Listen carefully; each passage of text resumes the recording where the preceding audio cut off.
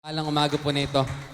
Thank you, Lord. Thank you, Lord, sa iyong dakilang calling po sa aming buhay na kami matawag mong iyong mga anak.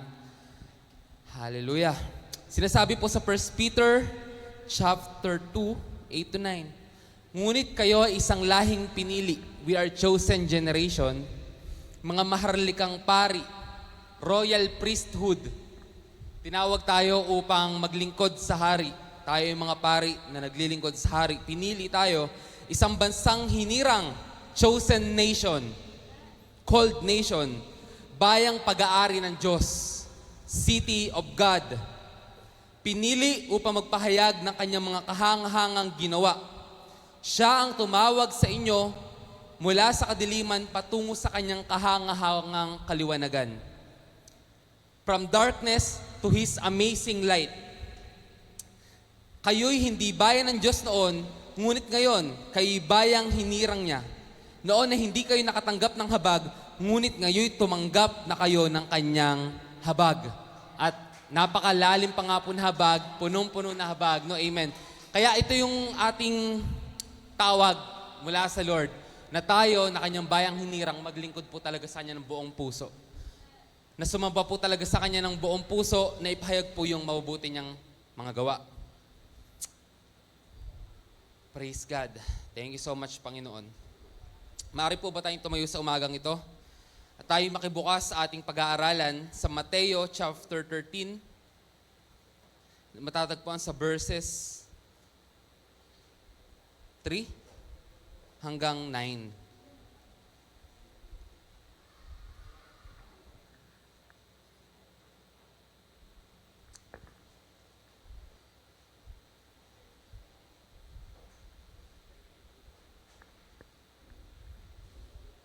Mateo chapter 13, verse 3 hanggang 9.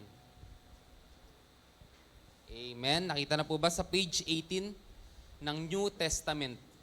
New Testament po tayo. Page 18 lang po.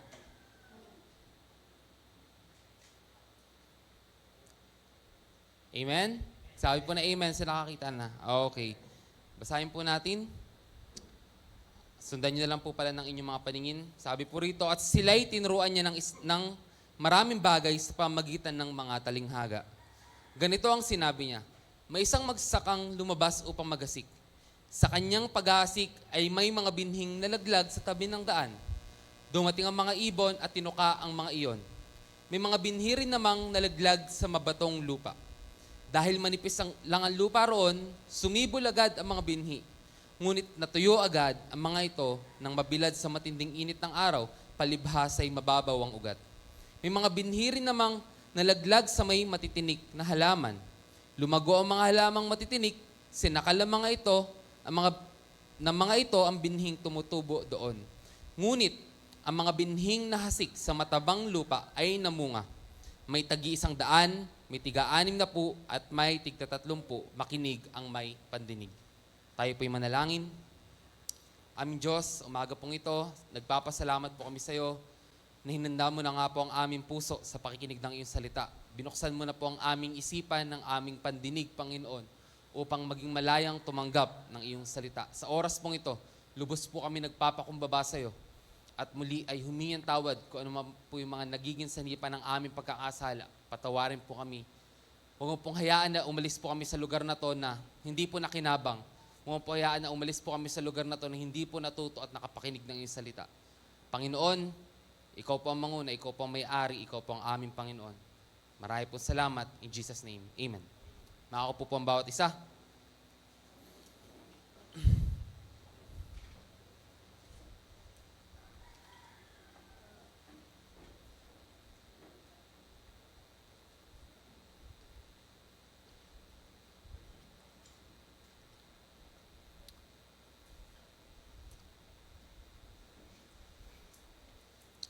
Pag-uusapan po natin sa umagang ito ang patungkol sa mga klase ng lupa na tumatanggap ng binhi. No? This is about the parable of the sower. Si Jesus po nagsasalita siya sa parable upang ipaliwanag yung mga makalangit na bagay sa pamagitan ng makalupang paraan. Ulitin ko, nagsasalita po si Jesus ng mga parable or ng mga talinghaga upang ipaliwanag yung makalangit na bagay sa pamagitan ng makalupang paraan. Sa pamagitan pa nga lang ng talinghaga, hindi na nauunawaan ng iba yung ibig sabihin ni Jesus. Paano pa kaya kung nagsalita pa siya ng makalangit na bagay? Para na siyang baliw na nagsasalita na hindi natin maiintindihan. Nung panahon dati, tinuring nga si Jesus na parang sinasapian ng demonyo sa mga sinasabi niya na, ako ang tinapay na nagmumula sa langit. Sino mang kumain sa akin, hindi na siya mamamatay. Sino mang magbigay ng tubig na aking ibibigay, hindi na muling mauuhaw. Iniisip ng mga nakapakinig sa John chapter 6 yan, He is the bread of life. Siya yung tinapay na bumababa mula sa langit. Ano yung cannibalism? Anong gagawin kagaya sa Attack on Titans na chachap-chapin si Ymir? Yun yung yung founding titan eh. Chachap-chapin tas kakainin. Ganun ba para magkaroon ng buhay na walang hanggan? Nagtaka yung mga nakikinig. Marami po nag-backslide sa kanya. Neto sa chapter 6 na hindi nila matanggap yung sinasabi ni Jesus. At nung sinabi rin ni Jesus, yan templong yan, guguhuin ko at makalipas ng 3 araw, bubuuin ko. Sabi nila, itong pangalawang templo na to, hindi to yung ginawa ni Solomon. Ito po yung ginawa na panahon na to nung second temple na po ito. Ginawa siya sa loob ng 40 years, no? Tapos guguhuin lang, tapos ibibuild sa loob ng 3 araw. Baliw na to. Hindi nila maintindihan na yung tinutukoy ni Jesus ay yung kanyang katawan. Na makalipas guhuin, patayin, muling bubuhayin, makalipas ang 3 araw. So si Jesus, nagsasalita po siya ng mga talinghaga upang ipaliwanag yung makalangit na bagay sa pamagitan ng makalupang pamamaraan. At kasama doon ay yung talinghaga ng mga Sikh. So sa talinghaga ng mga Sikh, meron po mga character or may mga elemento tayo na pag-uusapan. Ito po yung kagaya ng binhi, yung naghasik, yung mga uri ng lupa na tataniman. Yan po yung mga bagay na ating iikutan, no? So, tulungan tayo ng Diyos sa umagang ito na buksan po yung ating puso't isipan. Na sa pakikinig ng kanyang salita, malaman po natin kung ano ang kanyang kalooban at yung bagay na kanyang nais sabihin sa atin. Punta po tayo sa unang bahagi ng ating pag-aaralan, which is the seed. May potential po ang seed, no? Ang seed, bagamat napakaliit, napakalaki po ng kanyang potential. Napakalaki po ng kanyang future. Sa mismong maliit na seed, nandiyan po ang buhay. No? So, seed is life. Seed is powerful. Seed is potent. Seed is pure. Seed has a future. And seed has a destiny. Bagaman ang seed ay napakaliit, pag yan na itanim sa lupa, lumalabas yung tunay niyang potential. Tignan natin yung mga mangga. Di ba? Galing lang siya sa maliit na buto. Yung mga abukado, maliit lang na buto, pero nagiging napakalaking tangkay, nagiging napakalaking puno, na mas tumatagal pa yung buhay ng mga puno kaysa sa buhay ng tao. Minsan, nalalampasan pa yung buhay ng tao. Patay na yung mga lolo't lola natin, sila'y nagtanim ng puno, buhay pa rin yung puno hanggang ngayon, napapakinabangan pa rin natin. So ang seed po, napakalaki po ng potential niyan. Hindi lang nakapagdala ng seed, pero imagine niyo seed ng munggo. Pwede na po yan, seed ng munggo. Or maybe, sa teksto po na ito, sa Mateo 13, 31 to 32, yung seed ng mustasa. Pwede po ba natin buksan yan? Matthew 13, 31 to 32.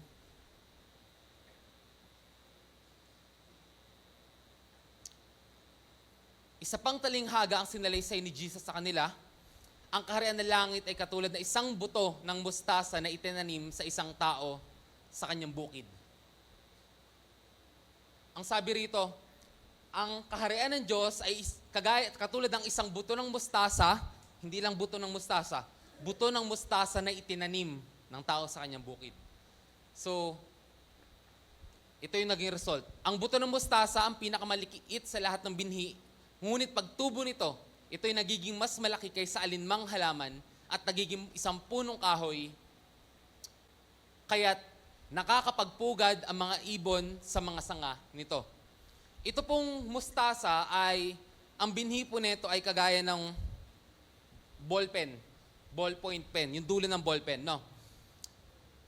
Yung mustasa, pag lumaki po siya, para po siyang hybrid ng isang halaman at ng isang puno. Kung saan magtatagpo yung halaman na maliliit at yung puno na malalaki, nandun yung mustasa. So ang mustasa, hindi po siya yung sobrang malaki. Pero kahit hindi siya nagiging malaki na kagaya ng mga puno ng Lebanon, ng cedar, no? Marami pong nakakasilong sa kanya ng mga ibon. Marami pong nakikinabang sa kanyang mga sanga, sa mga leaves, no? At nagiging kapaki-pakinabang po talaga to. I believe, no, na maaaring dun sa burning bush, maaaring ang nakita ni Moises ay isang uri na kagaya ng mustasa. Kasi po, yung bush po is hindi siya plant. Pag sinabi kasing plant, ganito eh. Pero pag sinabing tree, puno. So yung mustasa, hybrid siya ng plant at ng puno. So mga ganito siya kalaki. Yun yung nakita, possibly, ni Moises na burning bush. No? Na, isipin mo, lumalaki siya ng malaki, pero galing lang siya sa maliit. So, saan siya nag-umpisa? Sa seed. Ibig sabihin, yung seed, hindi po natin dapat minamaliit. Hindi po dapat natin binabasta-basta. Ang seed pa nga kahit hindi pa puno, hindi pa siya plant, pwede nang kainin. Nagiging grain na siya. So, seed is powerful. Seed has a great destiny. Seed has a future. Tingnan natin next slide. Seed, when matured, becomes blessing to many.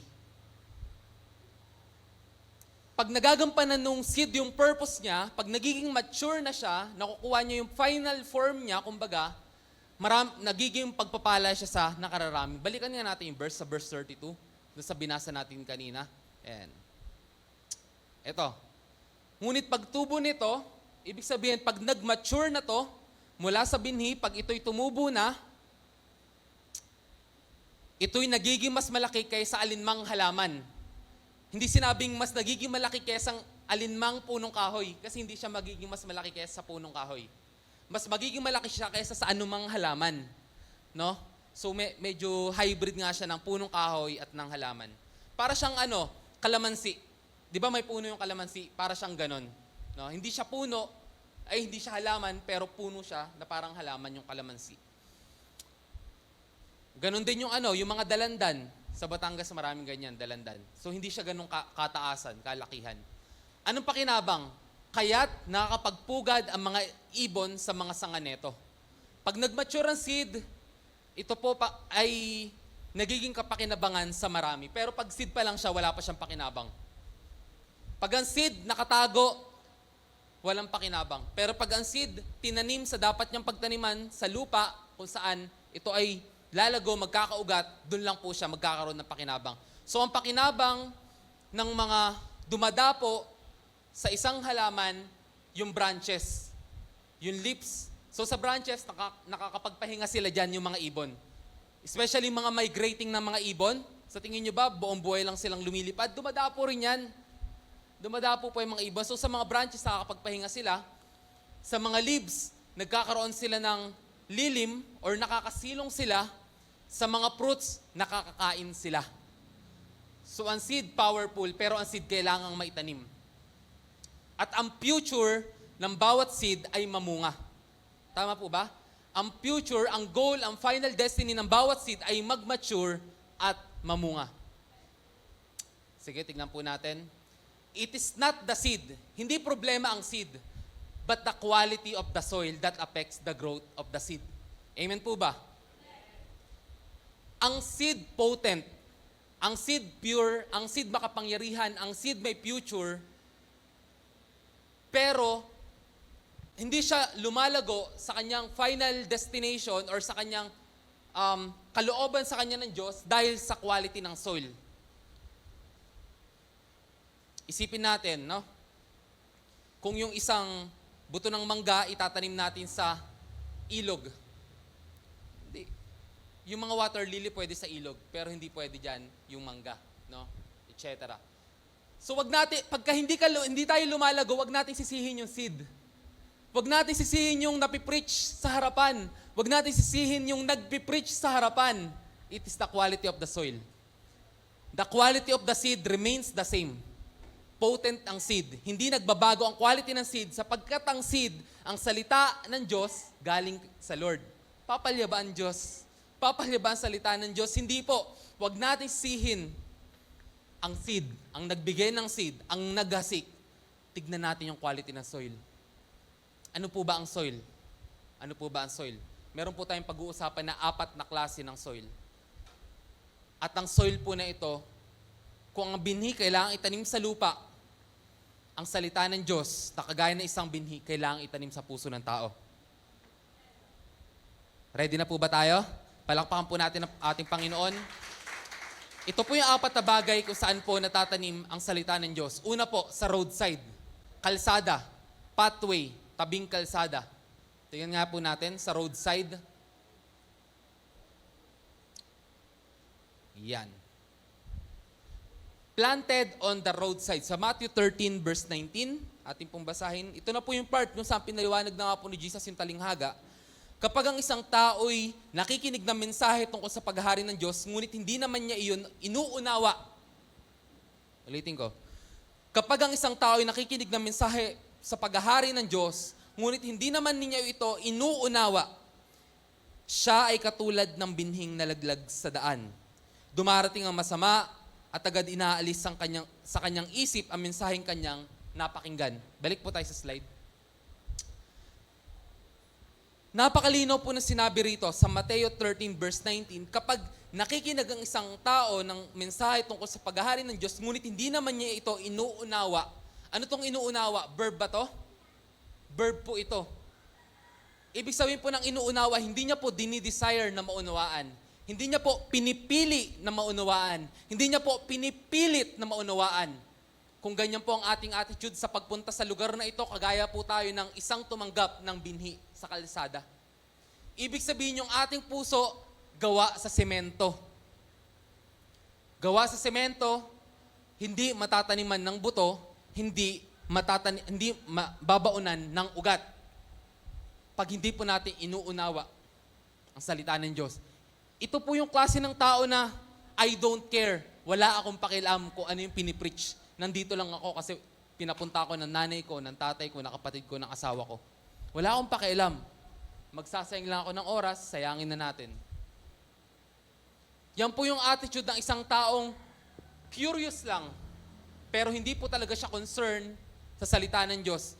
Yung pagpunta niya sa church, hindi yung para matuto, hindi para lumalim, pero para lang maybe may makita, sumilay, maybe para lang magsayang ng oras. He is unconcerned about the Word of God. Unconcerned, ibig sabihin, wala siyang pakialam. Hindi ako nababagabag sa salita ng Diyos na pinipreach. Wala akong pakialam dyan.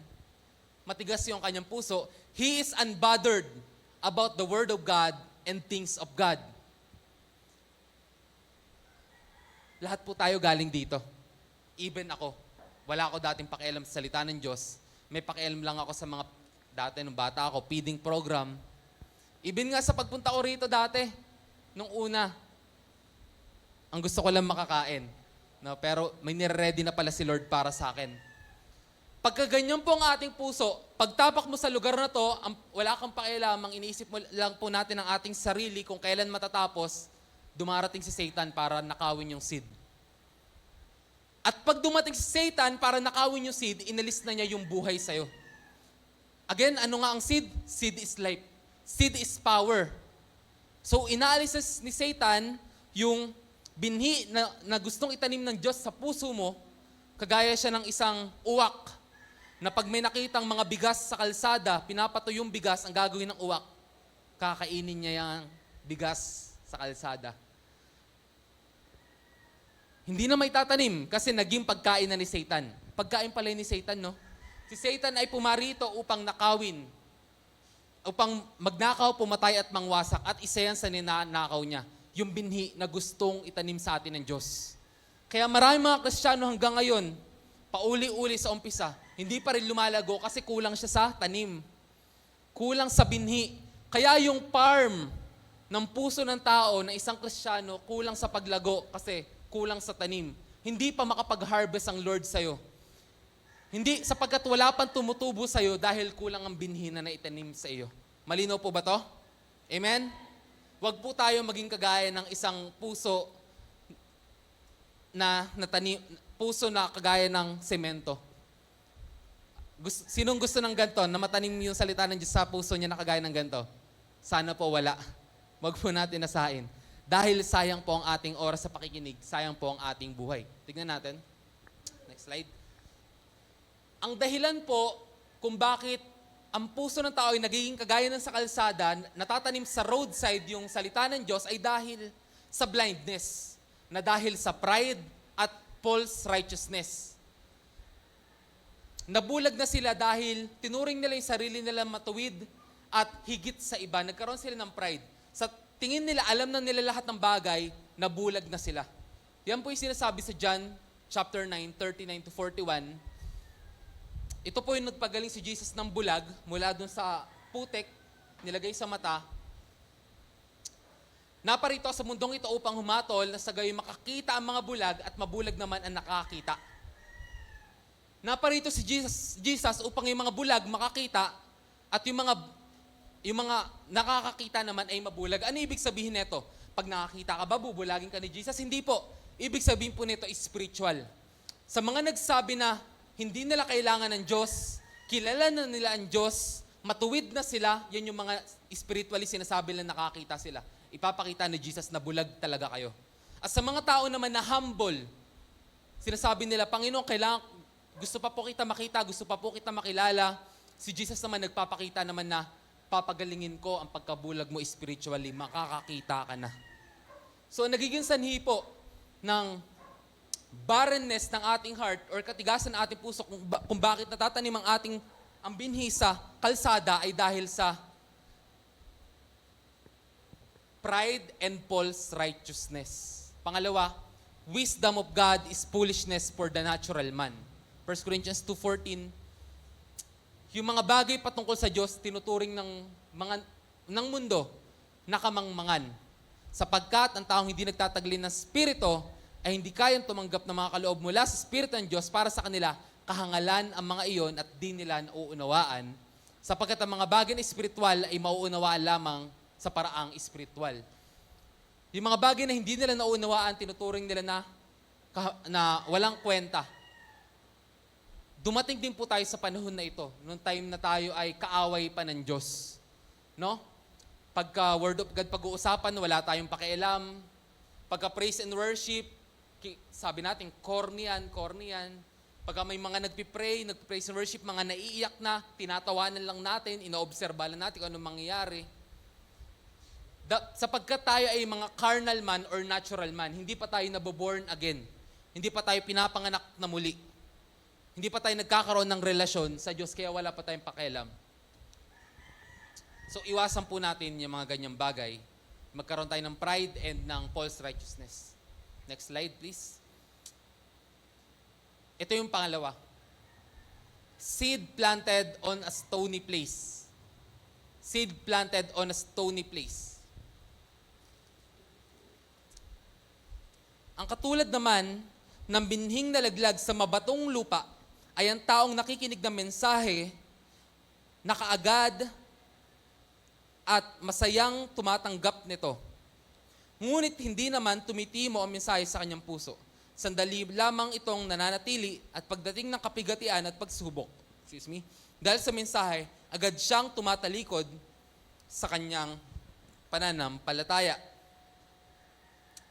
Ito naman po yung natanim sa mabatong lugar. Dahil mabato yung lugar, mababaw yung lupa. Mababaw, onti lang yung lupa, tapos sa ilalim nun, puro bato na. Dahil po doon, hindi nakapag-ugat ng malalim ang binhi. Tumubo lang siya saglit, pero hindi siya lumalim. Ibig sabihin, hindi na siya pwedeng lumaki. Mamamatay agad siya. Sumikat yung araw at namatay yung binhi na yon. Alam niyo po ba, scientifically, sige, akit tayo. Balik tayo sa dating slide. Doon sa slide muna tayo po. Alam niyo po ba, scientifically, pagka mababaw ang pagkakatanim, ang tawag ay shallow soil. Yan. Pag shallow soil ang napagtaniman sa isang binhi, scientifically tumutubo rin po talaga siya agad. Bakit siya tumutubo? Dahil sa exposure sa light, ibig sabihin mababaw eh. Dahil doon nakaka-penetrate agad yung light, no? At dahil din doon, yung oxygen din is mabilis mag-flow doon sa lupa. Yun yung nangyayari, no? Dahil sa warmth of the sun and plenty oxygen, na-germinate agad ang seed. Ibig sabihin germinate, umuusbong agad. Meron agad siyang usbong kagaya nito. So sabi rito, ayan, sa ano to eh, sa Google, exposure to light of appropriate wavelengths. Ayan o. Napopromote yung germination and shallow planted seeds are more likely to produce stunted plants. Pag shallow soil siya pinlant, ang napoproduce niya, stunted plants. Ano ibig sabihin nito stunted? May tinatawag na stunted growth, di ba? Mga bonsai, sabi ni Kuya Omeng. Stunted growth, hindi na reach yung full potential niya. And actually, hindi lang doon natatapos, namamatay po talaga yung mga shallow planted. Kagaya ng munggo, hindi mo kailangan siya itanim sa malalim, mababaw lang, tutubo siya agad, pero namamatay din siya agad. Sapagkat kulang yung, hindi malakas yung ugat niya. Sige, tingnan natin. Yan. Ano po ang equivalent nito sa panahon na natin ngayon? Ito po yung mga klase ng tao. Klase ng puso na present lang as long as masaya siya. Matatandaan natin sa verse 13 na nung napakinggan niya yung salita ng Diyos, tinanggap niya agad ng may kasiyahan. Masaya siya. Alam ko nakatagpo na kayo ng ganito mga klaseng tao. And ako sa paglilingkod ko sa Panginoon, marami ako natagpo ang ganito. Kala ko talaga mag-i-stay sila pero hindi ko alam, kulang pala yung lalim ng ugat na natanim sa kanila. Nandyan lang sila pagka-present, yung mga kasama nila, pagka masaya, pag may event, pag may swimming, they are only present as long as it makes them happy. Pag nasa-serve yung purpose nun sa kanila, nandiyan sila. Sila rin yung mga tao na may selective hearing. Pag masakit na yung napapakinggan kay pastor, hindi na sila nakikinig. Hindi na nila tinatanggap. Pag umihirap na yung sitwasyon, nawawala na sila. Selective lang din yung obedience nila. Pag madaling sundin, yun lang din yung sinusunod nila. Walang pundasyon. Present sila, nakatayo sila, pero walang lalim. Walang pundasyon. No deep sense of persevering to the end. Nandyan lang sila, pero hindi nila nakikita yung sarili nila na, mananatili ako sa Panginoon. Ano man ang mangyari, mananatili ako sa Panginoon. Mawala man ang lahat, mananatili ako sa Panginoon. Wala silang deep sense ng pagmamahal sa Diyos. Ng pagpapasakop sa Diyos, ayaw nilang magpa-disciple. Pag dumarating na yung time ng rebukan, pag nare-rebuke na, nasasabi na ni Pastor, ni Ate April, ni Kuya JB, yung mga napupunan nila na kailangan baguhin, tumitiklop na nakagaya ng makahiya, nawawala na sa eksena. Yan po ang kagaya na isang binhi na natanim sa stony place. They are only interested. Hindi sila dedicated. Hindi nila nakikita na yung sarili nila na hanggang huli maglilingkod ako sa Diyos. Naiisip nila na maglilingkod lang ako rito. Tignan natin, pagka hindi pa ako nakahanap ng work, maybe, sa malayo. Pagka nandiyan pa yung mga kaibigan ko, hindi nila nakikita yung sarili nila hanggang huli magpapatuloy ako, maglilingkod ako sa Panginoon. Ito po yung klase ng binhi na natanim sa mabatong lupa. Natanim nga, tumubo nga, pero walang ugat. Kaya pag dumating yung mga pagsubok, dumating yung trial, sumikat ang araw ng napakatinding sikat ng araw, natutuyot. Pag dumating ang baha, sumasama ang halaman dahil nabubunot ang ugat. Ito po ang kagaya ng mga natatanim sa mabatong ito. There is no continuous effort to know the Word of God and apply it. Nung napakinggan nila yung salita ng Diyos, hindi nila ninamnam ang salita ng Diyos. Hindi sila nag-effort na matutunan pa, malaman pa, makilala pa kung sino ang Lord. At hindi lang yun, i-apply ito. Tatandaan ko noon, si Dave. Bago pa lang siya noon. Laging nasa prayer meeting yan. To the point na nung naging busy naman kami, hindi na kami nakapag-commit doon talaga sa prayer meeting, nandun pa rin siya. Anong ginagawa mo noon? Wala nang prayer meeting. Hanggang sa, in-approach niya nga ako, magpapaturo siya ng gitara. Ako magpapaturo ng second voice. Yun na. Pag second voice kasi maganda boses niya. naaral kay second voice, turuan ko siya mag-gitara, ngayon mas magaling na sa akin. There should be a continuous effort to know the Word of God. Hindi ka nagiging kampante sa kung ano na yung natutunan mo. Yung lalim na naabot mo. Dapat may continuous desire ka na, Lord, gusto pa po kita makilala. Hindi mo lang dapat joy na mapakinggan yung salita ng Diyos, dapat joy mo na i-apply yung salita ng Diyos. Sapagkat ito pong mga tao na natanim sa mabatong lupa, ang binhi, ang puso po nila ay kagaya ng, ang may-ari ng pusong mabato ay taong mahilig lamang makinig, ngunit di naman sumusunod sa napakinggan. Nakakita po ako ng ganitong mga klaseng tao. At one time in my life, kagaya po ako nito. Kagaya po ako na isa nakaupo at nagniningning ang mata sa napapakinggan. Namomotivate po ako, namumove yung heart ko sa akin napapakinggan at naiisip ko, namamangha ako, pinupuri ko ang Diyos sa buhay na nagsasalita. Pero pagdating na sa akin, willing ba akong sumunod? Bigla ako maisip, mukhang di ko kayang i-give up to Bigla ako naisip, Lord, baka yung tithes hindi naman talaga 10%. Baka Lord, alam mo yun, bigla ka nagkakaroon ng argument sa isipan mo. Hanggang sa hindi ka lumalalim. Mga mahal kong kapatid, there is joy in listening in the Word of God. But there is fullness of joy in obeying what you have heard in the Word of God. There is fullness of joy sa pagsunod ng salita ng Diyos. Kaya sinasabi ni Jesus, meron akong lihim na pagkain. Ang lihim kong pagkain, sundin yung kalooban nung nagsugo sa akin. Nabubusog na si Jesus. Pagka yung pinapagawa ng kanyang ama, nasusunod niya. There is satisfaction, fullness of joy, na yung napakinggan mo, sinusunod mo, ina-apply mo sa buhay mo. Kaya mahal kong kapatid, huwag lang po tayong matuwa sa pakikinig lang salita ng Diyos, i-apply po natin. Kagaya nga po sinasabi natin lagi, kung ano yung alam mo, i-apply mo na agad. Kung ano yung alam mo, i-apply mo na agad. Hindi mo na kailangan magpakalalim pa sa kung anumang bagay. Walang sense yung paglalim mo. Lalawak ka lang, pero wala kang lalim. Nakita na kayo gano'n, lumalawak lang, lumalago lang, pero walang lalim. Sige po. Ito po yung, tignan po natin kung gaano ka-cruel yung magkaroon ng puso na stony heart. Kagaya po tayo ni Herod Antipas. Siya po yung hari sa panahon ni Jesus. Sa Marcos 6:20. Ito.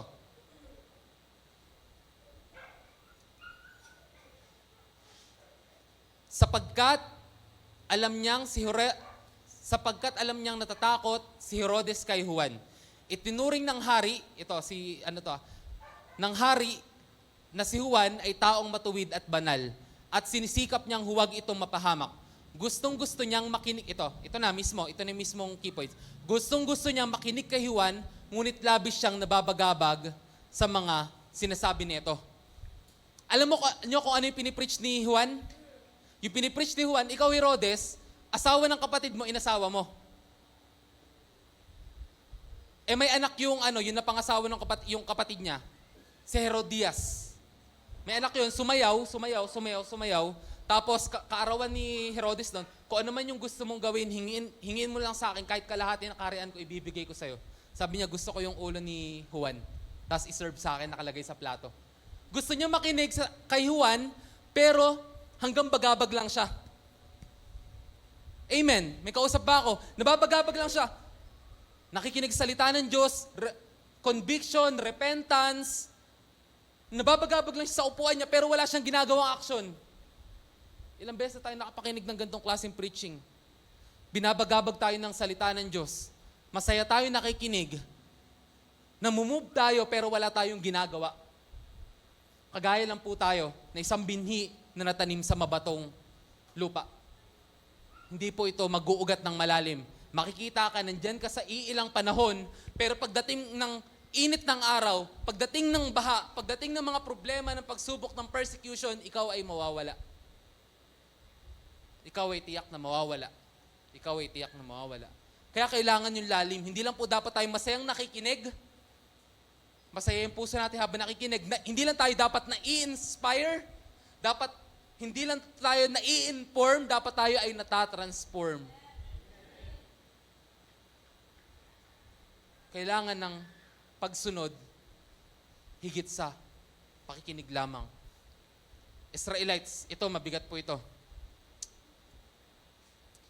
Ito po yung panahon ni Ezekiel, kung saan, ito, sinasabi dito ni Lord na pumupunta lang yung mga Israelita para makinig kay Ezekiel. Sama-sama nga silang pupunta sa iyo upang pakinggan ka. Ngunit di naman nila sinasagawa ang kanilang maririnig. No? Pupurihin nila ang iyong sinasabi, ngunit kasasakiman din nila ang maghahari sa kanila. Pupurihin nila, lip service ang tawag. Wow, praise God, ang ganda ng message, something like that. Pero sa loob nila, sabi rito, kasakiman pa rin ang naghahari. Sa verse 32, ituturing ka lamang nilang isang mahusay ng mga awit at batikang manunugtog. Napakaganda ng outline, napakaganda ng pagpipreach, napakaganda ng mensahe, napakaganda ng pagsong lead, napakaganda ng musika. Makikinig lamang sila sa iyo, ngunit di naman nila isasagawa ang kanilang maririnig. Stony places, planted in the stony places. And even to this moment, kaya maraming Kristiyano nandiyan nawawala. Dahil ang kanilang puso ay may lupa, pero mabato. Ang salita ng Diyos hindi tumitimo. Dahil ba hindi makapangyarihan ang salita ng Diyos? Hindi po. Ang salita ng Diyos ay pure. Ang salita ng Diyos ay buhay. Salita ng Diyos makapangyarihan. Ngunit ang pusong napagtataniman ng salita ng Diyos, mabato.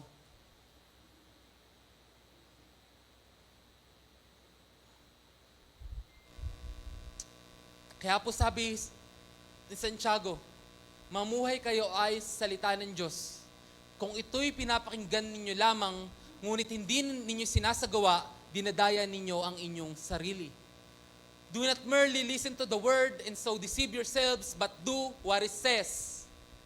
Ang magmamana ng kaharian ng Diyos, hindi yung tagapakinig lang, ngunit yung sumusunod sa kalooban ng Diyos. Sa Mateo chapter 7, hindi lahat ng tumatawag sa akin ng Panginoon, Panginoon, ay maliligtas, kundi sila lamang na sumusunod sa kalooban ng aking amang nasa langit. It is about time, mga mahal ko kapatid, na huwag na lang tayo maging tagapakinig, ngunit tayo ay maging mabilis sumunod sa salita ng Diyos. Tapusin na po natin yung panahon na na-inspire tayo. Maybe na-inspire tayo dahil may napakinggan tayo sa preaching sa online. Na-remind tayo, pero ginawa ba natin? Na-inspire tayo sa musikang atin napakinggan, pero sumamba ba tayo ng tunay? It's about time, mga mahal kong kapatid, na yung mga bato sa ating puso tanggalin na. Na yung ating pagrereklamo, na yung ating pagdadahilan, na yung ating pakikinig lamang at hindi pagsunod, ay palitan natin ng pakikinig at ng pagsunod.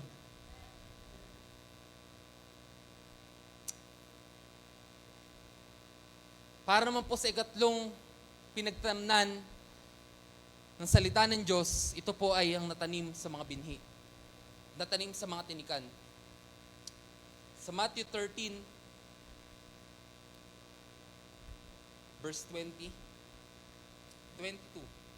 Ang binhi namang nahulog sa may matinik na halaman ay ang mga taong nakikinig ng mensahe, ngunit dahil sa pagkabalisa sa maraming bagay at pagkahumaling sa kayamanan, nawawalan ng puwang sa kanilang puso ang mensahe at hindi ito nagkakaroon ng bunga. Ito yung klase ng puso na nung tinanim yung binhi, merong mga tinik. At nung tumutubo yung binhi, kasama rin lumaki yung mga tinik, naungusan pa ng mga tinik yung binhi, at ang ginawa ng mga tinik, sinakal yung binhi. So, you can imagine, isang lugar, isang lupa, then may isa dong umuusbong, then makikita sa paligid, may mga damo, may mga tinik, at bansot yung plant, no? Ang mga binhi na natanim sa gantong klaseng puso or gantong klaseng lupa na matinik ay nagiging stagnant. Hindi na siya lumalago, ganun na lang siya, isang dangkal na lang. kung ang destiny niya ay maging kagaya ng Alateris, let's say Alateris, or maybe, yun nga, yung kagaya na sa may mustard seed, ang nangyari na sa kanya isang dangkal. Bakit? Sinasakal siya ng mga tinik, nagiging basot siya, ibig sabihin sinasakal, pinapahirapan siya ng mga tinik. Inaagawan siya ng sustansya. Tama ba? Kasi yung mga tinik, yung mga damo sa paligid ng binhi, malakas yan mang-agaw ng sustansya. Nakapag-try na ba kayo magtanim ng mga tanim nyo? Ang ginagawa muna, tinatanggal muna yung mga damo sa paligid nun. Or tinatanggalan ng pampatay siguro. Ganun po ba, tatay, ginagawa niyo po, no? Tatay Marshall? Kasi maraming damo dyan sa laot eh. Binubunot. Kasi nababasot po ba yung mga tanim nyong okra? Yung sa mga paligid, no? Amen. Bakit? Mas malakas po kasi yung mga damo, yung mga tinik, kesa sa binhi. Mas malakas sila sumisik ng pataba, ng tubig, mas mabilis silang dumami. Kaya, dahil po dyan, ito pong binhi na to, hindi na nga po siya nagmamature, hindi pa po siya of course, kung hindi yan mature, hindi po yan makakapamunga. Ang tanging mature lang po, ang tanging makakapamunga lang po yung mature. Ano po ba ang equivalent or tinutukoy ng mga tinik na ito na nagpapahirap sa buto or sa halaman, sa usbong? Ito po mga tinik na to, ito po mga damong to nakapaligid are the worldly worries, desires for riches and material things. Tingnan natin sa Marcos 4:19.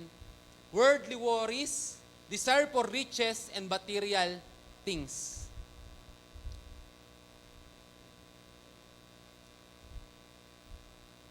Yan o.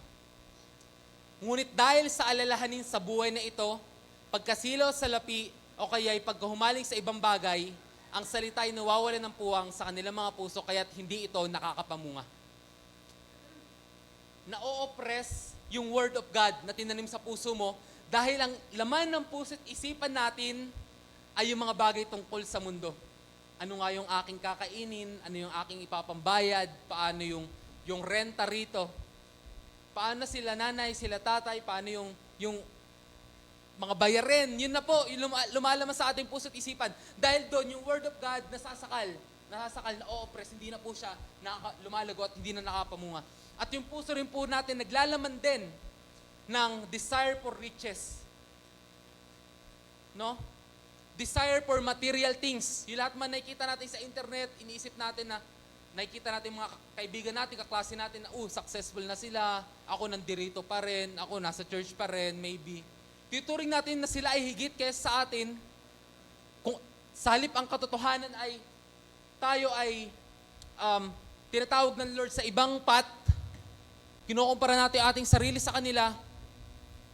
Mga mahal ko kapatid, ang isang tao hindi maaaring maglingkod sa Diyos at sa kayamanan. Iibigin niya ang isa, kakamuhiin niya isa. Hindi pwede magsama ang salita ng Diyos sa puso ng tao at nakapaligid din yung mga desires, yung mga lust, yung mga material things, yung pagmamahal sa pera. No? Also, ang Word of God ay na-choke by life's worries, riches, and pleasures. Ano ba itong mga words ito? Ito yung kakainin, susuotin. Ano yung mga pleasures? Ito yung pera, ito yung masarap na pagkain, ito yung travel, ito yung dream, ito yung bagong bahay, bagong lupa, bagong kotse, bagong negosyo, bagong pupuntahan. Yung pera, yan na po yung cares ng mundo. No? Nadaig sila ng mga alalahanin sa buhay at pagkahumaling sa kayamanan at kalayawan dahil dito hindi nahihinog ang kanilang mga bunga. Ito po yung klase ng mga Kristiyano na matagal na sa church, matagal na lilingkod sa Lord, 2 years, 5 years, 10 years, may calling ang Lord sa kanila, pero hindi pa rin sila makapagpatuloy. Sinasakal ng mundo yung calling ng Lord sa kanila.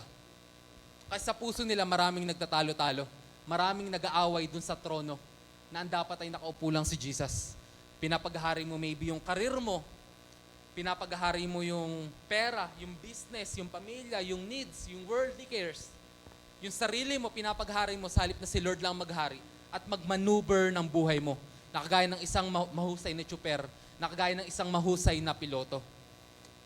Sa airplane, makikialam ka ba sa ano? Sa isang piloto? Kung makikipindot ka ba sa piloto? Makikipindot ka ba? Pero ngayon, sa mundo natin, maraming Kristiyano nakikipindot kay Lord. Wait lang, Lord. Sige, ikaw na mag-control sa part na yan. Ako dito magko-control, Lord. Ako na po talaga bahala. Papabulusok na. Lord, suko na ako sa'yo. Ikaw na ulit bahala. Bigay mo na ulit kay Lord yung control. Hindi pwedeng laging ganun. It's about time na yung mga sumasakal sa binhi na pinapatubo ng Lord sa buhay mo, tanggalin mo. Okay lang po ba magtanggal, Tatay Marshall, kung tumutubo na, saka mo lang tatanggalin? Pwede naman, mahahabol naman, lalago naman? O dapat bago itanim talaga? Ayun pala. Kailangan tatanggalin muna ang damo bago magtanim. Lilinisin muna, kakalikayin muna, bubungkalin muna bago magtanim. Saka ilalagay ang pataba, di ba? Mga mahal kong kapatid, kung tayo matagal ng Kristiyano, tapos nakikita natin parang stagnant yung growth ko. Parang napapagod na ako, bakit hindi ako lumalago, hindi ko makuha yung gusto sa akin ipagawa ng Lord. Bakit ako laging bangon, higa, bangon, higa? Ito po ang dahilan. Pinapahirapan ka nung mga tinik na inaalagaan mo sa puso mo. No? Pinapahirapan tayo ng mga tinik na inaalagaan natin sa puso natin para tayong nagtanim, nag-alaga ng magpapahirap rin sa atin. Para kang nag-alaga ng ahas, pinakain mo yung ahas, pinaliguan mo yung ahas, kinonditioneran mo yung ahas. Paglaki ng ahas, kinagat ka lang din. Paglaki po ng mga tinik sa ating mga puso, lalaki po yan na mas mabilis at nang mas malaki kaysa sa natanim na binhi. Papatayin po niyan yung binhi hanggang sa hindi mo na maramdaman, wala na pala.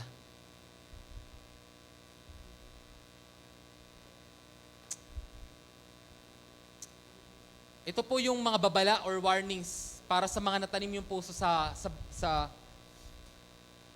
matinik. Yung mga bagay na ating inaalala, pinoproblema ay mga bagay na patungkol sa mundo. Yan po yung pinoproblema ng mga Gentiles. Pag sinabing Gentiles, walang Diyos. Hindi kilala ang Diyos. Hindi po yung problema ng mga anak ng Diyos. So yung problema natin sa kakainin, dadamitin, titirhan, kinabukasan, huwag kang mag-alala. Hayaan mo yung kinabukasan mag-alala para sa Kanya. Sapagkat yung mga bagay na yan, pinoproblema ng mundo, hindi mo yung problema. Amen? Kaya yung binasa natin, we are called as a royal priesthood, as a chosen generation, as the city of God. Bakit tayo problema sa mga bagay na yan? Alam na ng ating Ama nasa langit ang ating pangangailangan bago pa tayo humingi. Befriend the world, make enemies with God. Next warning about being planted among the thorns is pag kinaibigan natin, minahal natin ang mundo, ginagawa natin kaaway ang Diyos. Sino rito gusto gawin kanyang kaaway ang Diyos? Sabi ni Pastor John, para kang sumipa sa bamboo. Sumipa sa pako, masakit. Hindi ka pwedeng manalo. Bakit kinakaibigan natin ang mundo? Ang pagkaibigan sa mundo, pagkaaway sa Diyos. Bakit natin sinusunod ang mundo? Bakit tayo nakasubscribe sa mundo?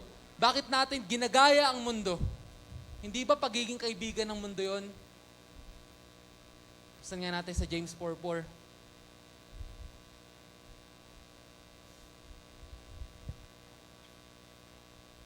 Mga taksil, hindi ba ninyo alam na kapag nakipagkaibigan kayo sa sanlibutan ay kinakaaway naman ninyo ang Diyos? Kinakaaway naman ninyo ang Diyos. Ang sino mang nagnanais na maging kaibigan na sanlibutan ay nagiging kaaway ng Diyos. Pag yun laman ng isipan mo, laging tungkol sa mundo, yung mas maraming time na ini-spend mo ay sa kaibigan mo na mundo, nagiging kaaway natin ng Diyos. Di ba? Sabi nga ni Jose Rizal, tell me who your friends are and I will tell who you are. Ngayon din, yun ang tanong. Tell me who your friends are and I will tell you who you are. Kung kaibigan mo ang mundo, kaaway mo ang Diyos. Kung kaibigan mo ang Diyos, kaaway mo ang mundo. Hindi pwedeng dalawa. Lord, kakapit ako sa mundo, kakapit din po ako sa iyo, Lord. Lord, kakapit ako sa'yo. Hindi pwede. Parang sala sa init, sala sa lamig. Para kang humawak sa tren na magkaiba ang direksyon. Try nyo? Try natin, Andrew. Hawak ka sa dulo ng tren na magkaiba ang direksyon.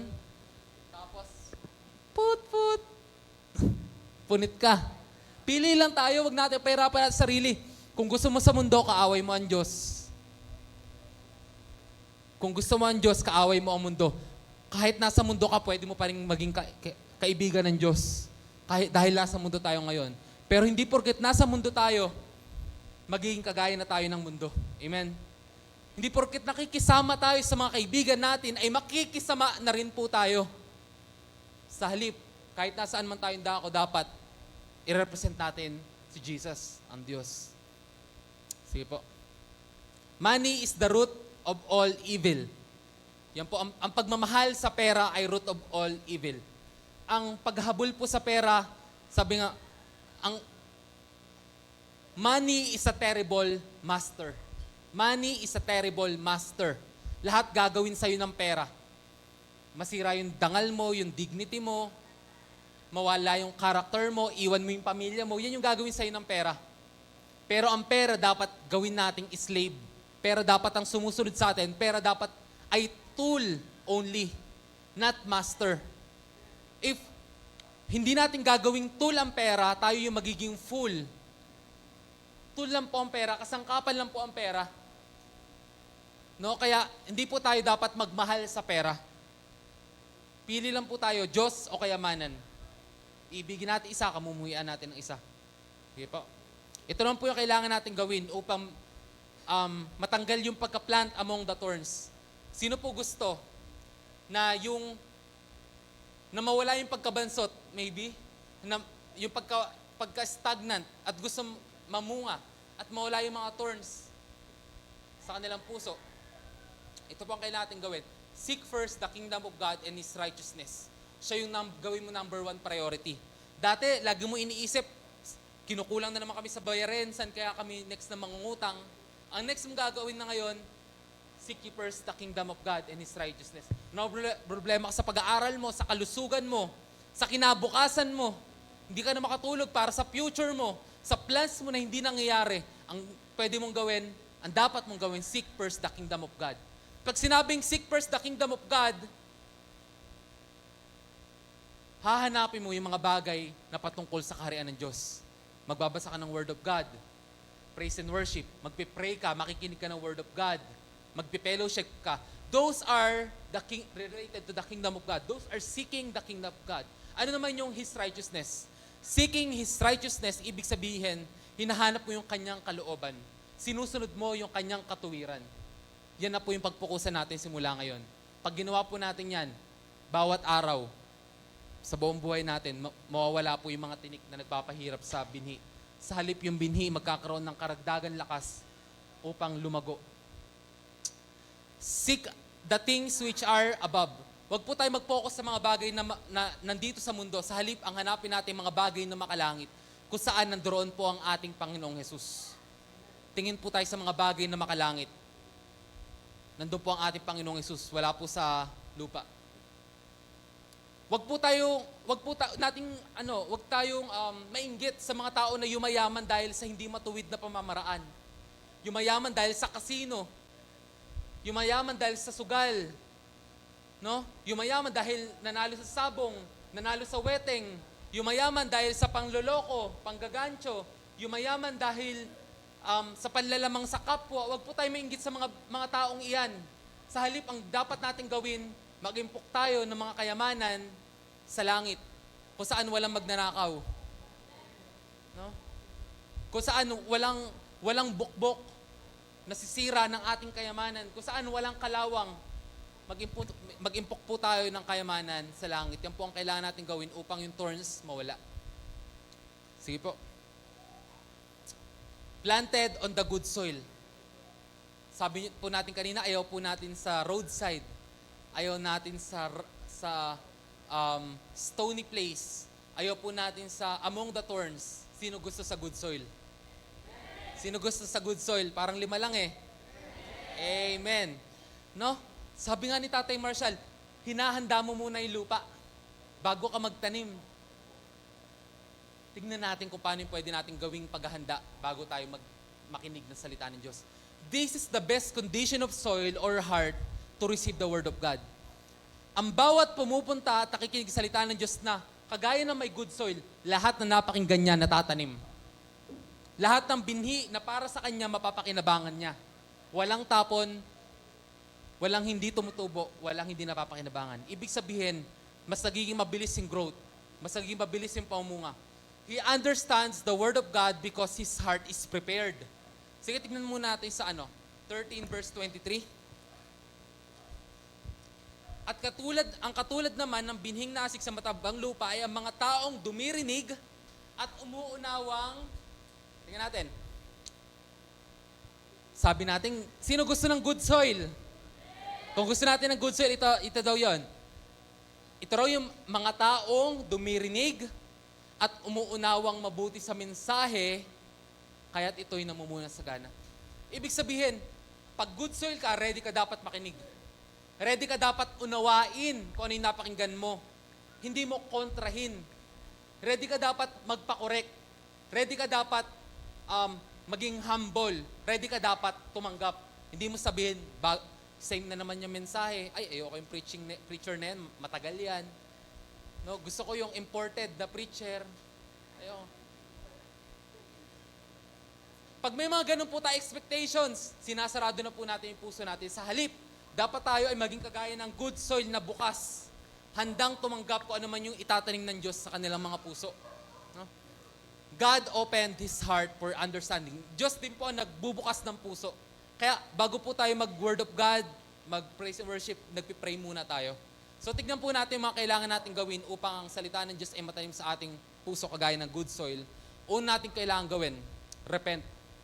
Repent.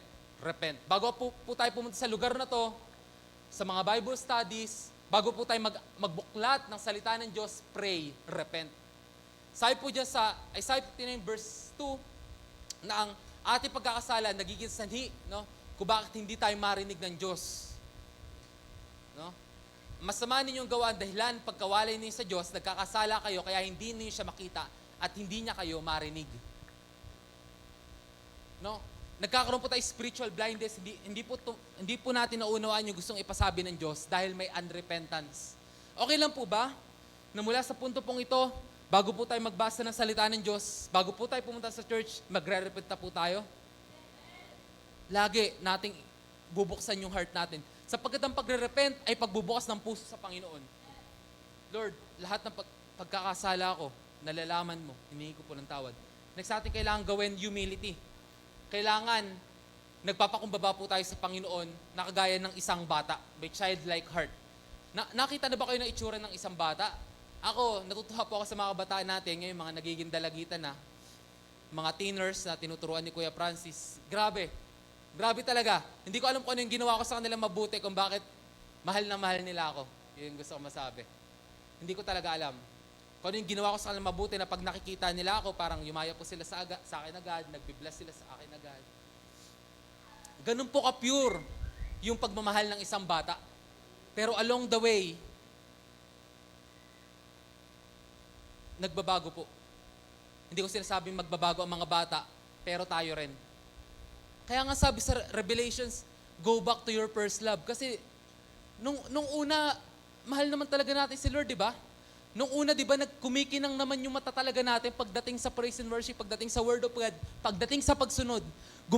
Bumibilis yung tibok ng puso natin, di ba, pagdating sa pag-share ng word of God, pagdating sa pagtetestimony. Anong na nangyari? Mga mahal kong kapatid, balik po tayo sa humble, childlike heart. Excuse me. Yung nakatingin lang kay Lord, kung ano yung sasabihin ni Lord, kung ano yung pangako ni Lord, pangahawakan yung mga batang yan. Tandaan ko, nangako ako sa kanila ng Energen. Hindi ako pinatulog. Bawat nakikita na ako, Energen. Excited sila lagi. Hindi nila nakakalimutan yung pangako, pinangako sa kanila. Alam nyo rin po yan sa mga may anak. Ganyan po ang mga bata. Bumalik po tayo sa pagiging humble, childlike heart. ng pinapanghawakan lang po natin na yan, Diyos. Yung mga bata po ba mayroong worry? Tanungin mo yung bata ko, nag-worry siya sa aalmusalin niya. Diba, si Chami din naman siguro yung nag-worry. Pero tingnan mo, ang ganda ng bihis. Malusog. Hindi nag-worry. Pero bakit tayo, nung tumanda-tanda tayo, nagkaroon na tayo ng worry? Maging bata tayo sa harapan ng Panginoon. Hindi tayo pwedeng mas maging matanda sa Panginoon. Hindi tayo pwedeng mas maging mature sa Panginoon. Sa halip, siya pa rin ang ating tatay. Ano man ang edad mo. It is about time. Balik tayo sa pagiging childlike heart. Humble, umaasa sa Lord, umiiyak, nagsusumbong sa Lord. Balik tayo. Gustong-gusto ng Lord ang may pusong kagaya ng bata. Next is willingness to be corrected. Pag pumunta po kayo sa church, pag nagbukas tayo ng Word of God, dapat willing tayo magpa-correct. Willing din dapat tayo sumunod sa correction. Proverbs 12 verse 1.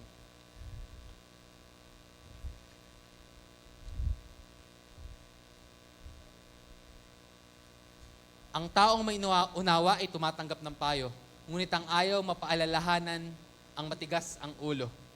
May mga kapatid tayo na pag natapik, naho-offend pa, nagagalit pa.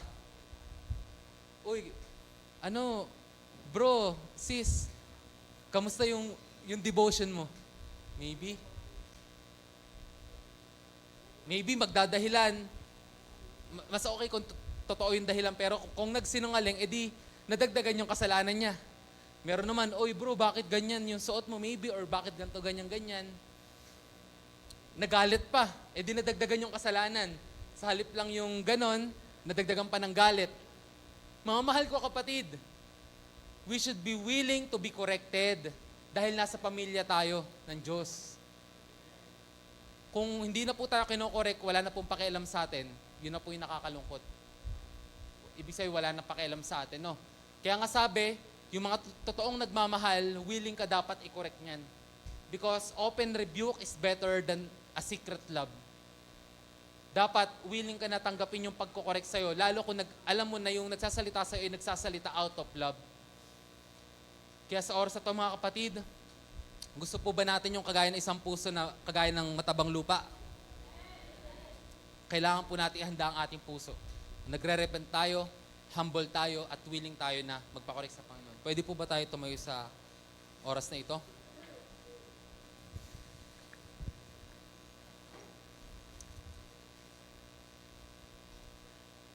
Sa John chapter 15, makikita po natin dito yung record or yung mga salita ng destiny na gusto ng Lord para sa atin.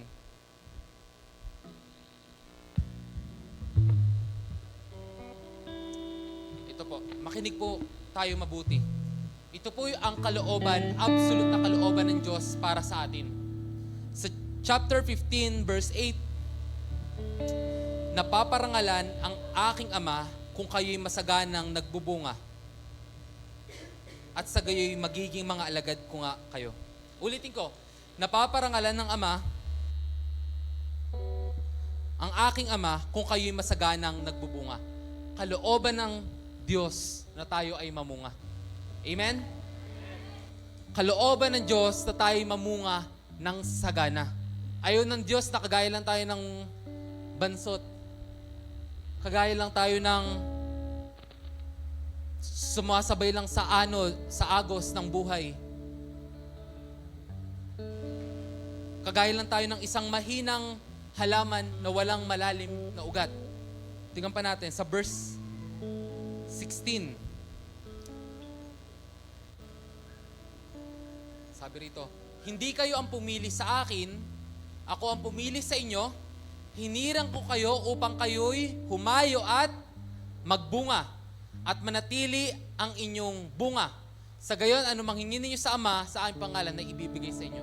Kalooban po ng Diyos sa tayo mamunga. Ano po yung mga nagiging bunga ng isang Kristiyano? Alam niyo po ba kung ano? Mga nagiging bunga ng isang Kristiyano? Nagiging bunga ng isang Kristiyano ay mga mabubuting gawa. Una yan. Ang nagiging bunga rin po ng isang Kristiyano ay bunga ng Holy Spirit. Yan po yung pag-ibig, pagtsatsaga, kahinahunan, kabutihang loob. No? pagtitimpi. At isa pa pong bunga na hinahanap sa atin ng Panginoon. Alam niyo po kung ano? Masaganang bunga. Sabi po doon, namunga ng tig-30, tig-60 at tag-100. Ang ikatlong klase ng bunga na hinahanap sa atin ng Panginoon ay bunga ng kaluluwa. Ilan na po yung mga tao na naligtas dahil ginamit tayo ng Panginoon? Naligtas na po ba ang pamilya mo? Nasyaran mo na po ba sila? Nakita na po ba nila ang liwanag ng Panginoon sa iyong buhay? Ang iyong mga kaibigan, ang iyong mga kapitbahay, ilan na po yung mga naging bunga sa pamagitan mo? Yan po yung mga bungang hahanapin ng Panginoon sa atin sa huling araw. Una, good works. Ibig sabihin ng good works, yan yung ministry mo. Yung mga pinagkaloob sa'yo na gifts, dapat nagagamit mo sa Lord. Baka meron kang gift sa preaching, sa teaching, sa prophecy, sa pagtugtog, sa pag-share ng Word of God. Pag di mo ginagamit sa Lord, hahanapin niya ng Panginoon sa huling araw. Pangalawa is yung bunga ng Holy Spirit. At pangatlo, yung bunga ng mga kaluluwang naligtas ng Panginoon. Tayo manalangin. Lord God, ito nga po ang iyong kalooban na kami nga po, Diyos, ay mamunga. At aming Ama, yung mga namumunga ng sagana, sila po yung mga sanga na iyong nililinis upang mamunga pa ng mas lalong sagana. Aming Diyos, nahayag na nga po ang iyong salita. Hinahihingi ko Let's po, go Panginoon, ahead at patuloy tayong tumulog sa presensya ng yung mga salitang nabanggit, napakinggan, tumimo sa puso ng aking mga kapatid. Nakagaya ng natanim sa matabang lupa. Ito'y huwag manakaw ng kaaway. Salip ito'y mamunga ng maraming bunga. Maging kapakipakinabang sa kanila at maging kapakipakinabang sa ibang tao at maging kapakipakinabang sa iyo, aming Diyos. Kaya nagpapasalamat po kami sa iyo. Sa iyo po pinagkakatiwala aking mga kapatid. Sa iyo po pinagkakatiwala mga salitang nabanggit. Ayon sa iyong salita, ang iyong salita, Panginoon, kagaya ng ulan, hindi ito sa ibabalik na hindi nagawa ang kanyang purpose, O God. Kaya gawin mo po ang purpose mo sa buhay na aking mga kapatid. Ikaw po magpalago, ikaw po Panginoon ang gumawa ng miracle sa aming mga buhay. Maraming po salamat, aming Diyos. Sa pangalan ni Jesus, Amen. Praise God. Makaupo po ang bawat isa.